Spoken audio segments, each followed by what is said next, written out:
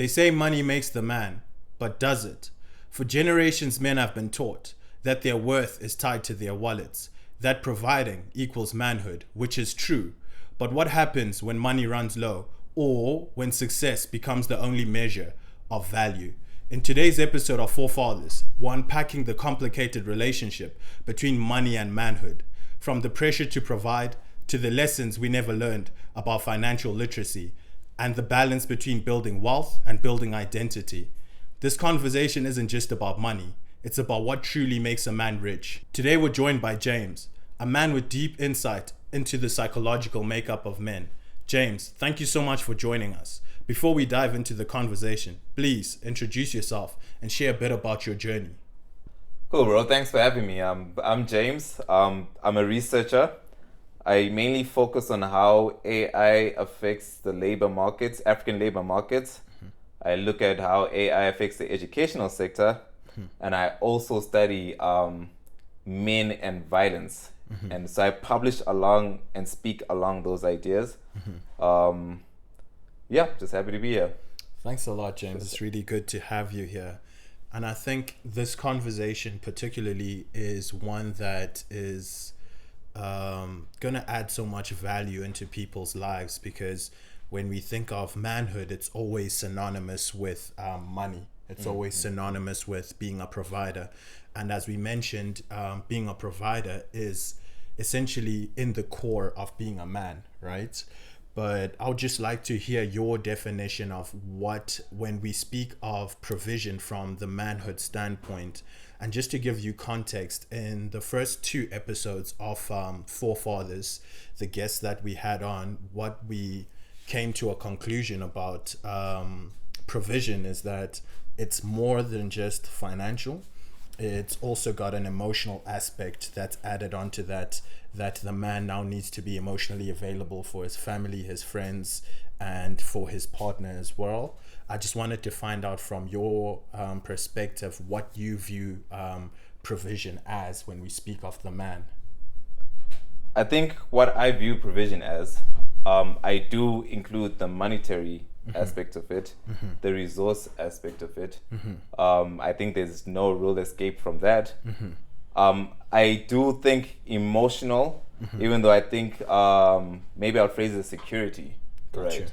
Yeah. Some sense of security that you have to provide with your partner, with the family in general, as a man. I think these are deeply biological things. You know, a lot of people you hear lately say it's more of a social construct type of thing. But I think these are deeply rooted in nature in itself of a man's ability to provide economically and security, even in the emotional sense. Got you. Thank you for that. You mentioned something quite interesting there in terms of the biology of the man. Do you care just to touch a bit more on that in terms of how biologically a man is more inclined to provide than a woman, for example? Yeah, there's actually many ways to look at it. So evolution, for example, cares about one thing, right? Yeah. Its ability to create a successor, its ability to continue the generation going forward. So how we have evolved over 350,000 years is through a mating system called hypergamy, right? So essentially that means that because history is filled was filled with so much danger, it was like a very dangerous time, and women tended to, when they gave birth, it was also such a dangerous process for it, right? So evolutionarily speaking, what happened is women started to date hypergamously, where they would look for men with economic resources who are able to protect the offspring, because that was such a dangerous time before we got all the technologies that we have now within childbirth. So that's biologically rooted where men's responsibility to be resource inclined, and where there's less pull for men to be inclined to women partners who provide. And I don't know if that makes sense. I hear you. And just to add, and that's also why women tend to date older men, Okay. Right? Multiculturally, on average, they date 4 years and above. Okay. Like this has been studied Okay. for that capability to be, A provider and a yeah, protector. economically resourceful and provide some sense of security, because you've had much more experience, you've had much more social networks within this life. Yeah. You would have much more to offer for the child and growing up and stuff like that. Got you. And just touching on what you mentioned in terms of the biology, you're 100% right.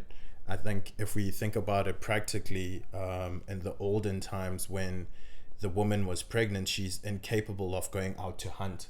So obviously that means the man has to go out to hunt. So within our biology, it already shows us that the man should provide. So just now that we have the base definition of provision, right, we can start getting into the crux of the episode itself.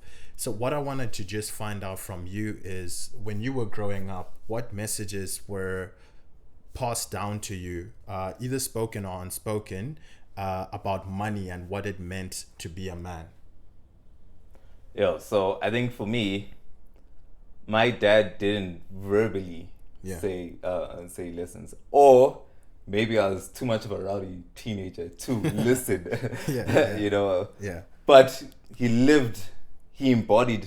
He would say a message out loud, like, this is how it's supposed to be. Then we embody it. What I learned about money growing up is that you have to add value one way or the other within society. Yeah. As a man, you have to find a way to be competent at something. At something. Doesn't matter what it is. Like, it doesn't, whether it's a plumber, doctor, whatever the situation is. As long as you are getting up every single day and trying to work towards something and improve towards something, you focus on that, the money then comes around the value that you bring forth within society. I think that was like the big lesson I would say I learned from my dad. Got you. And what we start to see is that money and manhood is somewhat synonymous, because it's so attached, to who the man is, his ability to add value. And what we're saying here, that value is a monetary value, right? Beyond being let's call you a wise person. That doesn't cut it, because we can't eat that wisdom. What you were saying to me now is that what you were taught as a child is that you need to find a way to add value that results in monetary gain coming your way. And just to highlight, I think, when these conversations are framed, they're framed in a manner to say men must provide or must be competent. But the other side of the coin is, what happens if they don't? Yeah. There's like, the self-worth is deteriorated within the man. Yeah. There's a lot of literature that shows that, like, unemployment within South Africa pushes men towards suicidal ideation. I mean, from 1997 to 2016 in South Africa, that's post-apartheid South Africa, 89.1% of all suicides have been men. That is a crazy stat. All suicides since 1997 to 2016. 89.1% of all suicides in South Africa have been men. And the reasons for that is an equation, but one of the numbers in that equation is the unemployment or the failure to I mean, this is everywhere. There was a Ugandan war, the post of the Ugandan war of the government versus the LRA regime, right? What happened is it caused displacement in that specific society, and men couldn't provide anymore, and women had to take the roles and all that type of stuff. And studies were done afterwards, and the suicide rates shot up, specifically with men who felt like they couldn't provide, who couldn't, push and do money. And that's a lot of pressure. I'm not, I'm not saying it's okay or anything like that. Yeah. But what I'm saying to you is, I don't think it's an option. You have to try to be competent in something as a man for your well-being. Got you.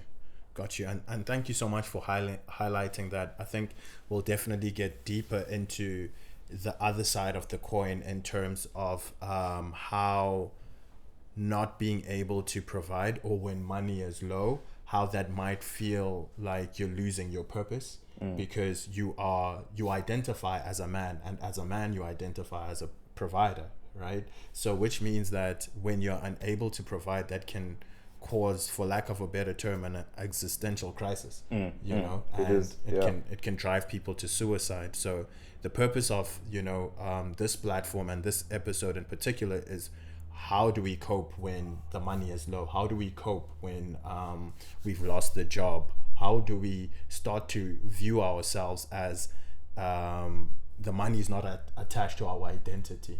You know, we are able to understand our purpose is bigger than just that. So just moving on to the next question in regards to the provider. So what we see is that being a provider is central to manhood, right? In your experience, has that felt more like a responsibility or a pressure? I think that's a very, very good. I think the answer is both, right? Yeah. At first, I would say it felt like a pressure. You know, you're always comparing yourself to other people, and you know, you always feel like you're not making it in life, right? And you know, or you're not where you think you want to be, right? I think that felt like a pressure. But then I bumped into some books or some material that changed my mindset to understand the journey and all that type of stuff, maybe like 2017, 2018, right? And one of the things that it tells you is that if you voluntarily pick up that cross and you take it as a responsibility, right? You move much more further forward, trying to learn how to be competent, how to earn and how to you know, add more value to society. So it's a bit of both. What I'm saying is, if you accept the reality that as a man you need to be competent voluntarily, that's the key word, voluntarily, then it becomes a responsibility. I like that. And I like how you broke that down to say there was a point when you viewed it as a pressure, and then that switched after you were able to get your hands on some literature that opened up your mind. And that's something we always stress on this platform to our viewers, that regardless of your circumstance or whatever's going on, be it you were raised in a household with no father, there was no example, we live in an age whereby you can get examples from books, from YouTube, etc., and educate yourself. So I'm really happy that you highlighted that. And I agree 100% that when you start viewing it as this is my purpose, I'm taking care of people, and it's my responsibility, it shifts from being solely a pressure. Yes, of course there are hard days, but when you start to view it that my role is key in ensuring that my loved ones are taken care of, you start to hold on to that responsibility as a purpose as opposed to it being a pressure. And I think you also see it as a journey. I think that's a very important thing, right? Because when you feel like you don't, like, let's say everything is not working out in your life and you're at rock bottom, right? And you feel like you can't control anything, especially as a man, that weighs on your shoulders. But if you're in a rough situation and you say, this is a journey, this is the start of my come up, this is the start of my glow up, right? Meaning tomorrow can suck. But it is a long process to where I'm going. I like that. And I accept it. I accept it. We can start with business, whatever situation, or look for a job, whatever situation, even if you're unemployed right now, but next week could be different. You know? And I think when you start viewing it as a journey, your mind is automatically open to the long-term game. You're no longer viewing it as, no, I am not able to provide, or I'm not able to your point, take up my cross of responsibility, which means I'm a loser for life. No, it just means that you're still on your journey to becoming, right? So I like that you highlighted that.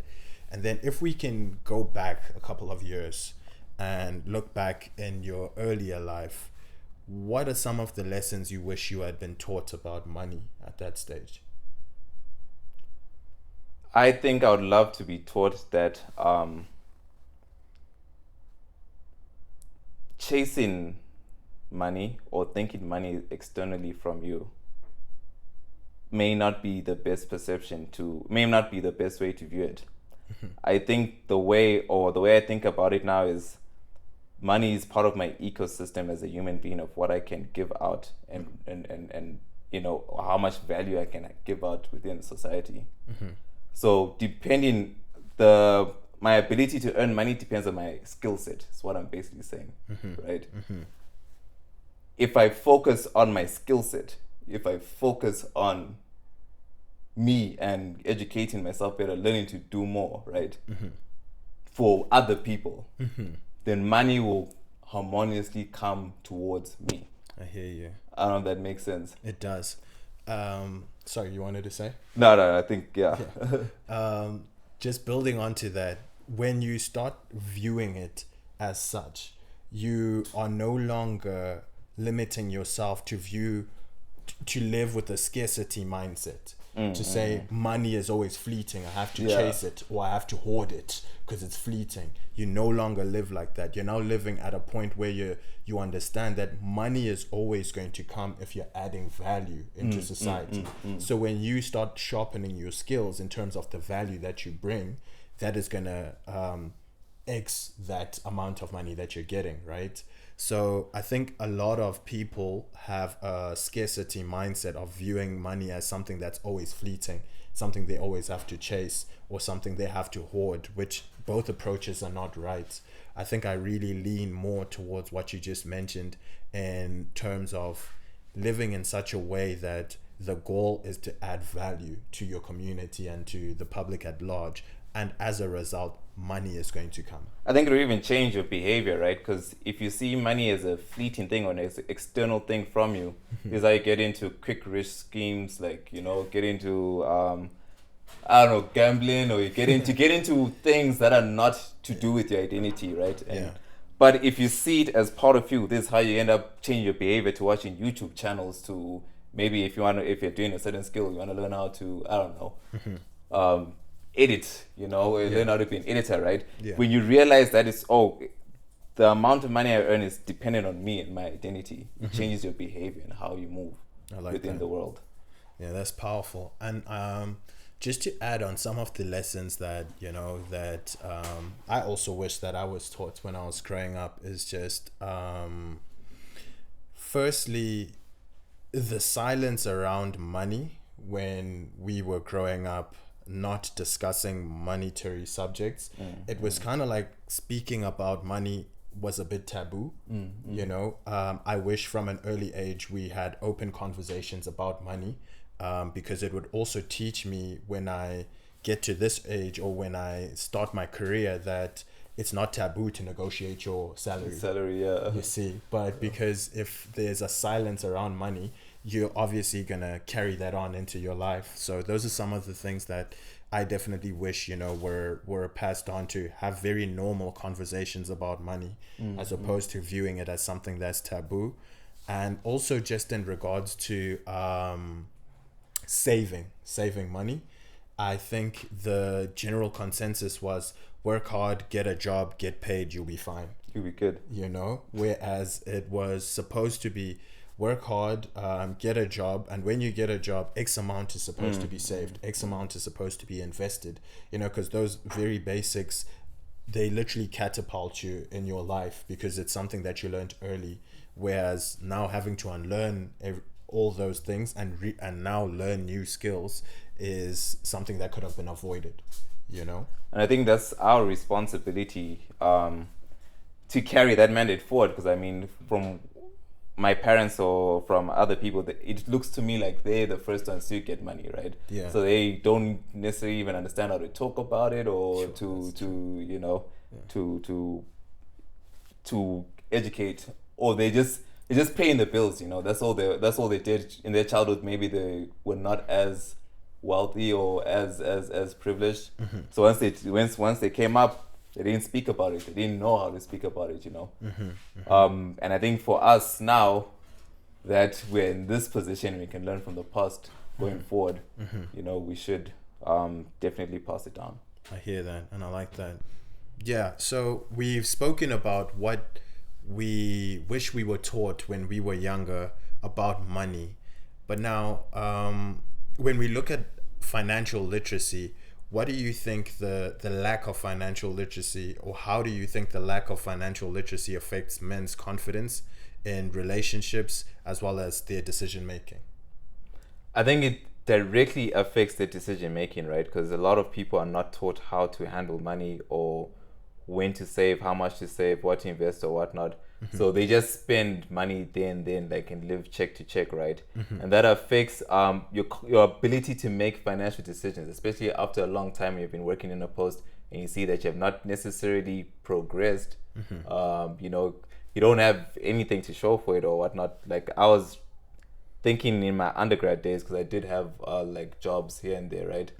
And at the end of it all, I was just like, I don't have anything to show for the money that I've made. No one taught me anything, you know. I hadn't read any books. I don't know, like, all of that money just went into spending, right?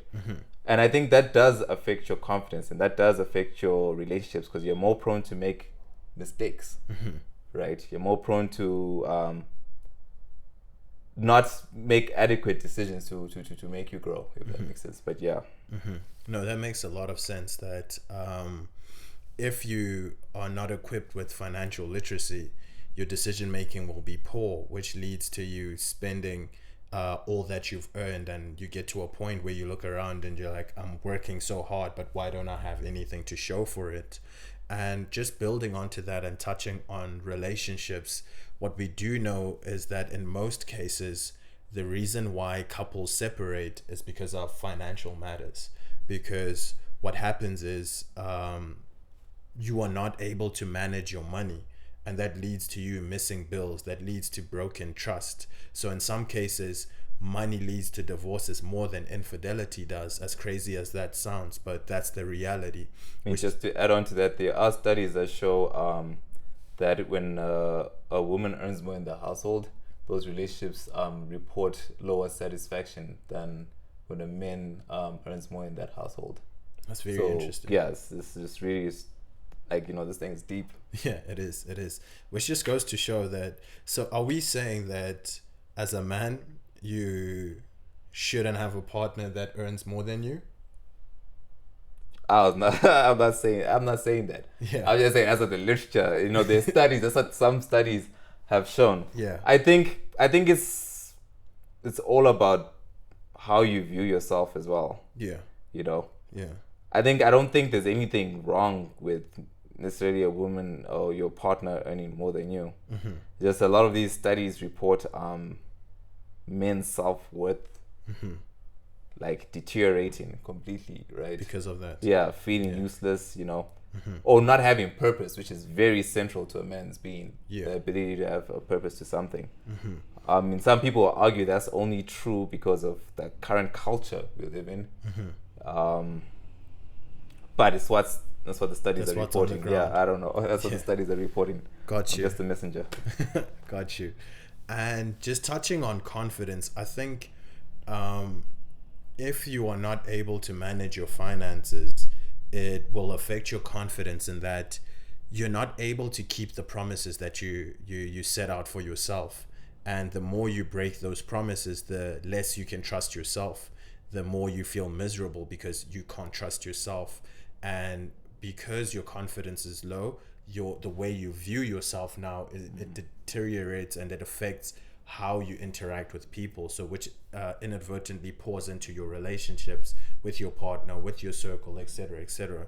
So it's very important that a man is able to manage his finances, because we're not saying that every man should be rich. What we're saying is that every man should be equipped with the tools to manage their money, to manage what they earn, because that's important for your confidence and how you show up in relationships, as well as the decisions that you make, because you don't want to be in a situation whereby you are making short-term decisions that have long-term consequences, such as getting into debt, etc., etc. So I think it's to impress different people that you don't even know. Exactly.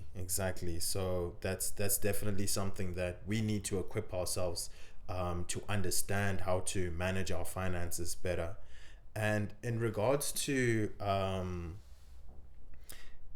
being judged, Have you ever felt your value as a man was judged by how much you make, and how did that affect you? I mean, I don't know if I've been ever explicitly judged, right? But you know how people treat you when they assume that you're making a lot of money. It's much more different than when you're not, when they see you as, let's call it, a regular, right? Not that I'm saying I'm making a lot of money or not at all, but I'm just saying that the treatment of how people perceive me in certain spaces in a different environment is very different depending on how much they think I'm racking in or pulling in, despite me not saying, absolutely anything. Yeah. Because I mean, there's sometimes I can be in a space where I look absolutely homeless, or I'm just in my homeless J. Cole swag. Yeah. And the other spaces where I'm in a suit. Yeah. And Yeah. I'm sure there's many more reasons of why I'll be treated differently. But yeah. Yeah. No, I agree with that. And I think when we look at it from men in general, even in our own family settings, the uncle who wasn't making as much money as the other uncles, his voice wasn't heard that much. His opinion wasn't that valued, It was an NPC. Yeah. What is that? When you play games, non-playable character just in the background. Yeah, exactly. So I think for the most part, 100%, the amount of money that you make is how people will judge you in various settings, right?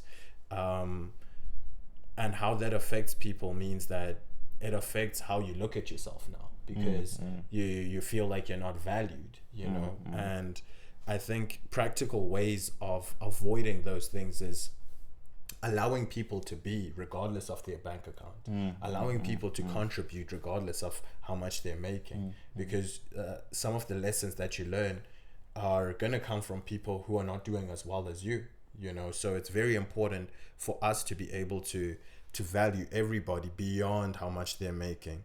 And if you're somebody who is feeling affected by how they're viewed within society because of how much they make, it's very important for you to understand that this is not attached to your identity, as difficult as that may be.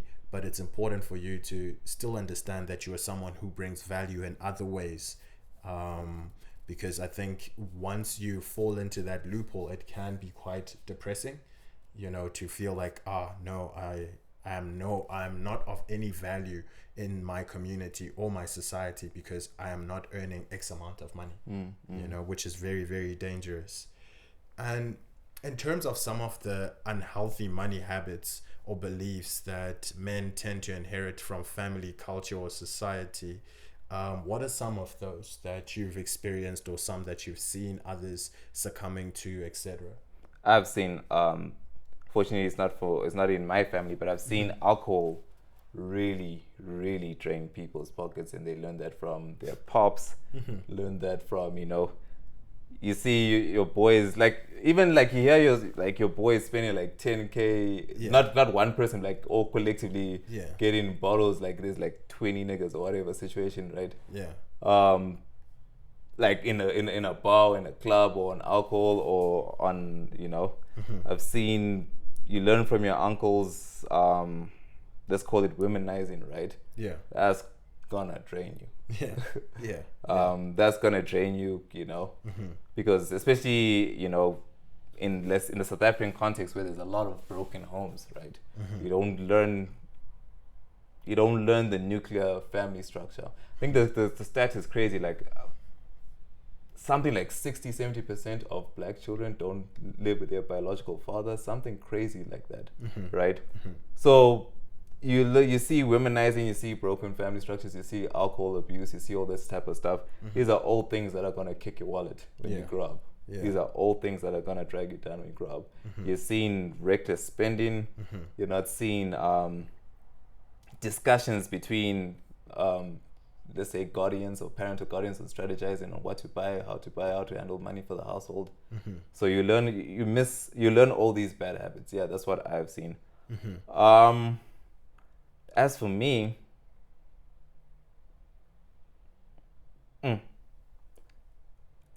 don't think my parents spoke about money a lot, if that makes sense. I hear you. So or whatnot. So That's it's like the silence. yeah, the silence. Like there's food, cool. You know, Yeah. you know, uniform, cool. But there's never Yeah. a conversation. Yeah. You just always assume that the money that's coming in is enough for the Everything. situation. You never know what's going on behind the veil or the curtain, or we could be like in debt, the house being lost, and you would have no idea, or you could be a millionaire and you have no idea. Yeah. They just never spoke about it. Yeah, true. And you touched on two powerful points. The first being the spending.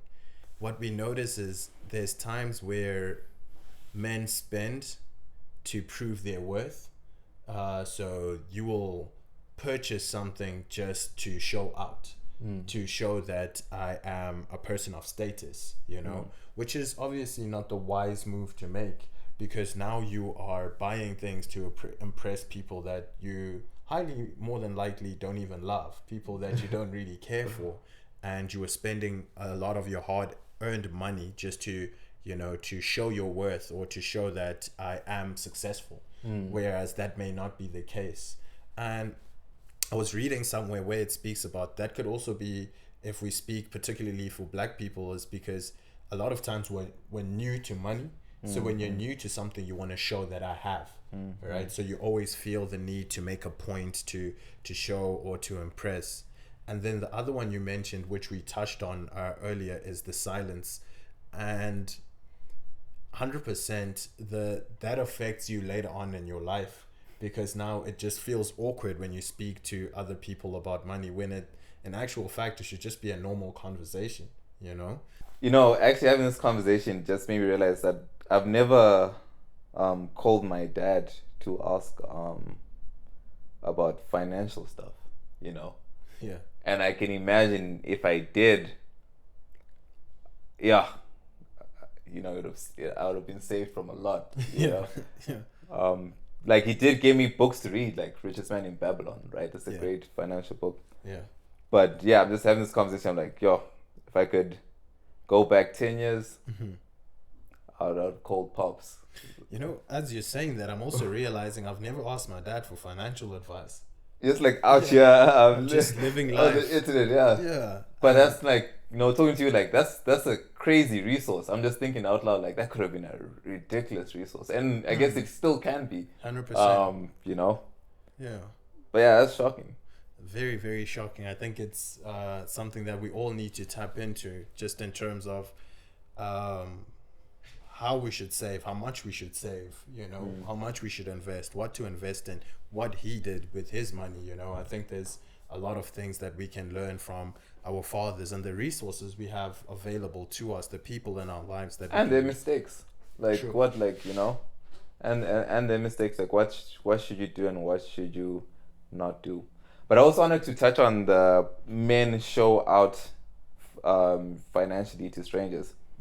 I think, to be more specific and to be more clear, a problem is that men show out for women, like to get women. I'm like, I think that's a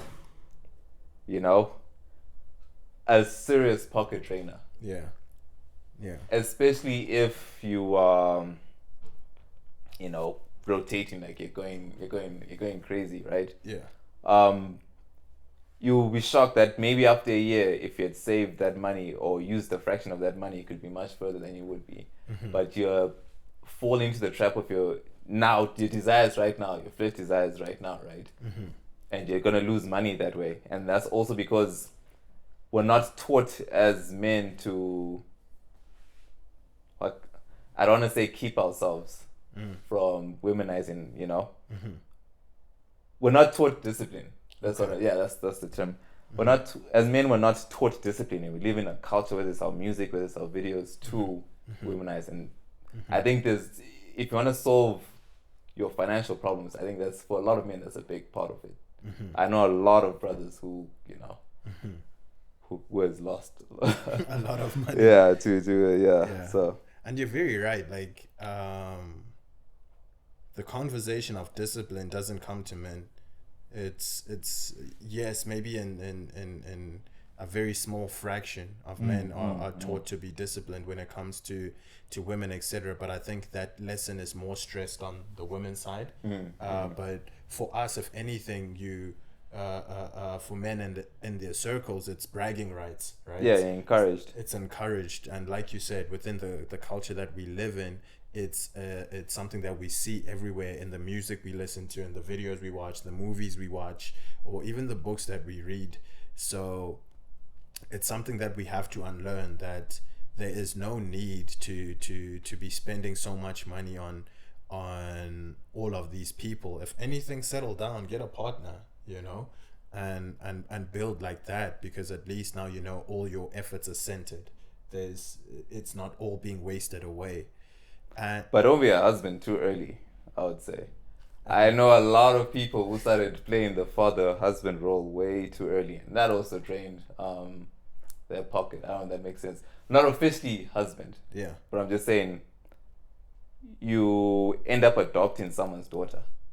Okay. That's what I mean. Okay. You end up covering school fees, or like paying rent, but you're young, in your 20s, and your boyfriend maybe just got a job or salary. Like, be careful of that trap as well. Like, if you use that money, especially if you're in your early 20s, to build something or save or whatnot. But don't adopt too early. Yeah, I hear you. If that makes sense. Yeah. It's like having a fine balance. Yeah, there's a wisdom to it. Like, yeah. You have to have a fine balance of all these things. And I think we spoke about the need to 100%, as a man, you need to build wealth, right? As a man, though, we need to be able to.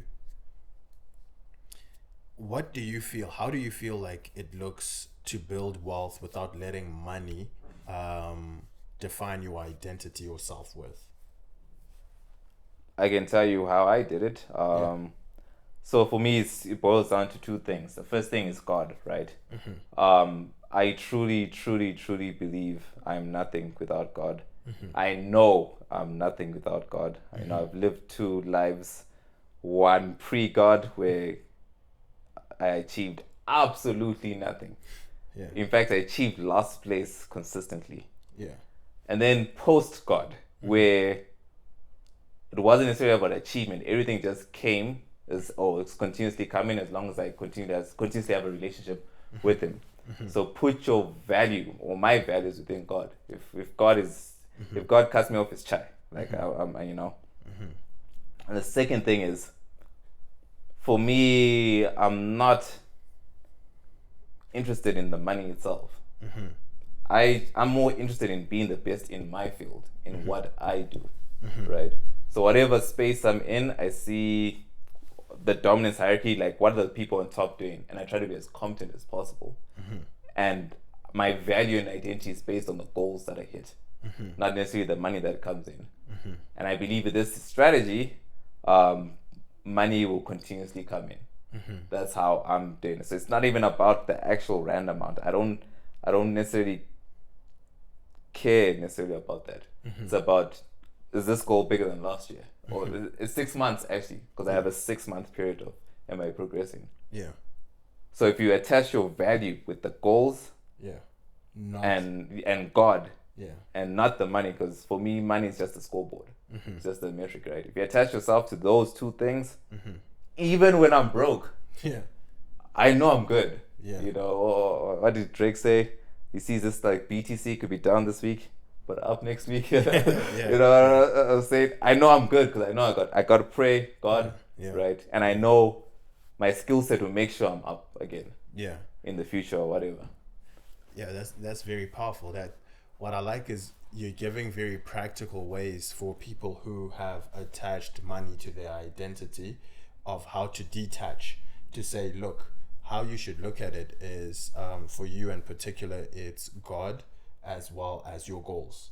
So it's not a case of saying, if I don't make X amount, I'm a loser. No, it's if I'm going to achieve this goal, because I've set this goal, and because I've got God also on my side, And it's not about the amount of money I'm going to make. It's about that dopamine hit that I'm going to get from achieving my goal, right? And the money is going to come because I'm adding value. And I think a lot of times we view money as a trophy as opposed to viewing it as a tool. So when we start viewing money as a tool that we need to use to do our work, as opposed to saying this is the final and the end goal, it becomes better for us to live our lives in terms of how we position ourselves and how we view ourselves. Because when we get to a point where our whole identity and our self-worth is attached to money, it's very, very risky. And another thing is we need to get to a point where it's more purpose than possession. So, purpose, bro. Yeah, exactly. What you're gonna give to this world. Yeah. I think even more practical, every man should have. That was dope. What you said is, what am I gonna give to this world? Yeah. Oh, that's the game I'm playing. What can I give? What's my contribution? Yeah. What's my contribution? Like I have one lifetime. 100 years goes fast like this. Or if you speak to old people, they all say it's a flash. You know. I'm now entering into a serious adult age. I like reading that course in high school last week. But yeah, to help you separate yourself from just attaching yourself to the metrics, which is money. Every man should have two things, right? I have it in one. You should have a goal book and you should have a gratitude book. Every morning you should write a gratitude list. 10 things you're grateful for. The fact that you can walk, the fact that you can look at the sky, the fact that you can breathe, the fact that you have food to eat. 10 things you're absolutely grateful for. I promise you in 60 days, the way you view the world will be in such a positive manner. And you see opportunities where there's opportunities. Just to explain it to you, have you ever heard about the reticular activator system? So essentially you have a part of your brain called the reticular activator system, right? And one of the things it does is it brings into your experience, it makes you notice things into your experience according to the preset goal. So if you have the goal, if you have the belief system that there's no jobs, you would walk past a Pick and Pay notice board with a job advertisement, right? Because your consciousness is not going to bring. Yeah, it's like the red car, exactly. It's like the red car. I see you. But when you do a gratitude list for about 60 days every single day, you reprogram, let's call it your neural networks, to see the things that you want to see. Then when you have a goal book that you also look at and see every single day, it'll keep you focused to where you're going. And every time you hit the goal, no matter how small, like I can have the smallest goals and the biggest goals in the same thing. You cancel it out, right? You cancel it out. Over 8 years, you will have multiple goal books that you have seen, like how far you've come. That you could look back and it builds you confidence that, yo, if I say I'm going that direction, I'm definitely going that direction. Not only that, but even if you re-look at your gratitude list, I'm so thankful and grateful that this situation got solved out, right? You're documenting your life and your wins. Yeah. And you're creating an identity within yourself, which is not necessarily just attached to the tool of money. You're building yourself and your self-confidence. There's a lot of things you said that I want to touch on. The first being, we spoke about what am I giving to the world? What is my contribution? A lot of times we view success as what am I taking? How much am I making? Because money is what you are taking, right? But if we start viewing the goal to be what value am I adding, the whole thing flips on its head. Because now when all you view is what am I taking, we're going back to that scarcity mindset of this thing is running away, I need to grab it, I need to grab it. And that's no way to live for a man. What we need to look at is what am I adding? And the money it will come because you're adding value. Give us receive, man. Give us receive. You plant the seed first before you get the harvest. 100%. And then you touched on something else that I wanted to speak on, the gratitude list, which is, for me personally, what I do is I have a gratitude list that I write every Sunday. Okay. So every week I just write very basic things, like if it wasn't a week of knocking out big goals, maybe I'll be writing basic things like I had a hot shower. I met an Uber driver who told me an interesting story. Very small things like that I'm very grateful for. And then in regards to goals, I don't think I can stress this enough that a man needs to have targets for the 24 hours that he has. Every single 24 hours, you need to know what you are doing with that 24 hours. And you start to see that life is more than that metric that we've been given of money now, because you've created a system whereby you are receiving satisfaction from living, from life, and money is just a consequence of you living your life and you adding value to the places that you are planted in. And then we've covered a lot of the elements to do with money and manhood, and I'm very, very happy about that. And now, in terms of, if you could speak to young men today, what's the most important lesson you'd want them to learn about money and manhood? I think I have two answers to that. And while they don't seem directly related to that, I think they're very important to sustain that question, the answer to that question. The first one is to learn and accept, it's a quote by Jordan Peterson, that the world rearranges itself according to the goals that you set. You have to have a goal of what you're going to put out within the world. Doesn't matter how big that goal is. Whatever it is, the simple fact that you have imagined it within your head, you can definitely bring it through. You can definitely bring it through. Imagine how crazy it was for the Wright brothers to imagine a plane. You're right. That's something that's like imagining how to teleport right now. Doesn't matter what it is. Whatever it is, the world rearranges itself. The universe will aid you to whatever the goal is. You just first have to decide what that is. And the money around it will come. Right? The second thing, because other things have been spoken about, but this one is not spoken about a lot, is to have a solid brotherhood where you guys speak about money.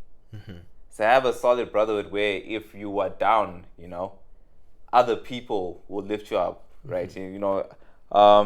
Even in studies like that, study like African philosophies and all that type of stuff, right?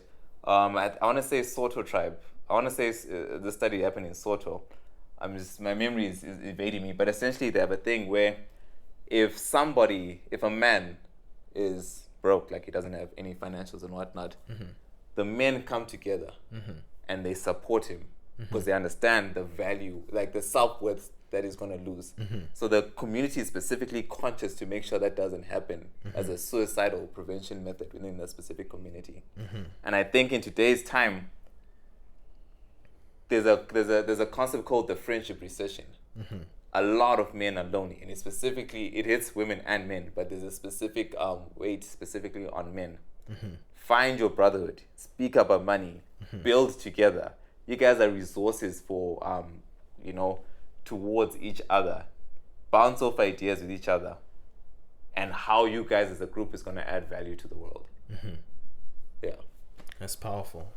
And I think there's so much that someone can learn from those 2 points that you just added there.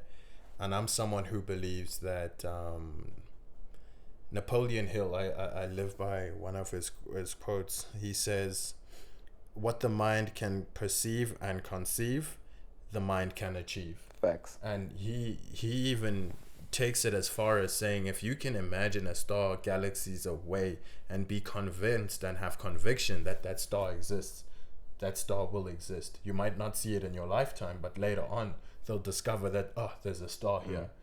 So I 100% believe that having a vision and having a goal definitely changes the way the world interacts with you, and the world is more willing to give him who knows what he wants. Even if when you don't know what the goal is, you can be given that which the gift, but you don't know that this is what I'm looking for. So you can miss it because of that. So I really like that. And it's very important to have a circle of friends that can pick you up when you are down, because what we know about this life is that as human beings, we're social creatures, which means we can't do anything alone. No man is an island. So it's very important to have that. And can I just add on to the first part, right? The idea that whatever you have in your mind comes to reality is normally painted within a positive framework. Like if I want a car, I'm going to get a car. The reality to it is there is no escaping that reality. So if you believe that you suck, the universe will conspire to make sure you have experiences that things are not going well. If you believe you have you don't know how to speak or you don't know how to make money, right? The universe again conspires towards that end. There is no escape. Consciousness creates everything, right? You can look at Dr. Joe Dispenza's work. You can look at Prof. Hoffman's work. Like there's so much scientific back into what I'm telling you. So you as a man have to accept that everything, you're responsible for everything. And you have to make a decision. Okay, what do I want? And you have to write it down and aim and take micro steps, no matter how shambles things are. Just have to take micro steps towards it. It just has to be like that. Yeah. Thanks for that. And I think just to add another thing that I would tell young men about money and manhood is the fact that money is a tool. It's not your identity. So by that, what I mean is that you shouldn't let your bank balance determine your value as a man. Focus on building your character, focus on your purpose, focus on discipline, because what we know is those things will carry you even when money is not flowing, because you haven't attached your soul being to your bank balance or the money that you are earning. There's more to you. There's character, there's purpose, because when the money is low, when you're someone who has purpose and character, you know the money is going to come because you are attracting, because you are adding value. You're a value adder to whichever society, whichever community, whichever neighborhood you're planted in. And again, James, I just want to say thank you so much for joining us today. Thank you, bro. I've thoroughly enjoyed our I conversation. appreciate you, bro. I appreciate. And I do believe that there's a lot of gems that you dropped today, and there's a lot of value that people can get from the episode. And to our viewers, that's it for today's episode of Forefathers. Remember, money doesn't define your worth, but how you manage it can shape your future. If this conversation added value, share it with a brother, a friend, or a son who needs to hear it. Until next time, keep growing, keep leading, and keep building the man you're meant to be. Cheers.